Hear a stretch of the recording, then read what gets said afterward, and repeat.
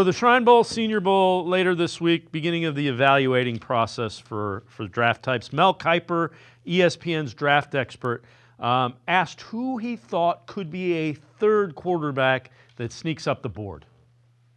I think it's Jaxson Dart. I mean, Jaxson Dart to me, and I know there's other quarterbacks. You're going to pick yours. That's your guy coming up because I'm not going to steal your thunder, Field. I'll throw, certainly Kyle McCord from Syracuse, formerly of Ohio State, and Will Howard, formerly of Kansas State, went to Ohio State in that mix. But Jaxson Dart, we don't say who's our guy. Jaxson Dart can throw the football than anybody. Jaxson Dart can move around. He's tough. He's a baller. He's not just a quarterback. He's a baller. And I look at the numbers across the board. They're phenomenal. 69% completion percentage this year. 29 touchdowns, 6 picks.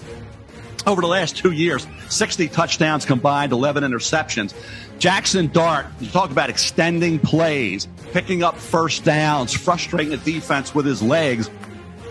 Jaxson Dart can do that. So for me, when you put it all together, I know RPOs and the offense he ran for Lane Kiffin. Yeah, that's something that people are going to say, oh, look, that made it easier for him. I saw Patrick Mahomes yesterday in an RPO throwing strikes and doing it in an NFL AFC championship game. So Jaxson Dart can do that. He can do anything else you want him to do. He can roll left. He can throw against his body. He can roll right. He can see the field, and he can run, and he can frustrate defenses.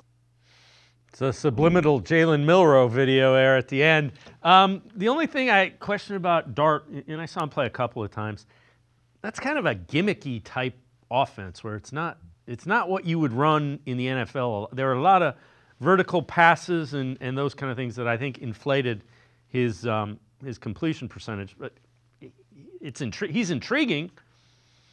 Yeah, he certainly is. I like big guys that throw the ball on target and throw it hard.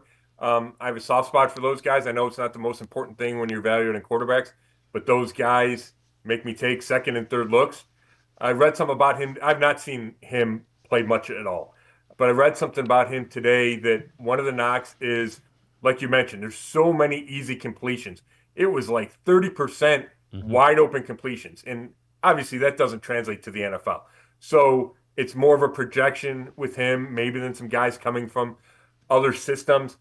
And the other worry for me, and the Browns are probably going to have to get past this because they need a quarterback, is if he's not pushed up into the first round or wherever he would be pushed up to, then obviously there's big question marks about him because everybody wants a quarterback or everybody needs a quarterback.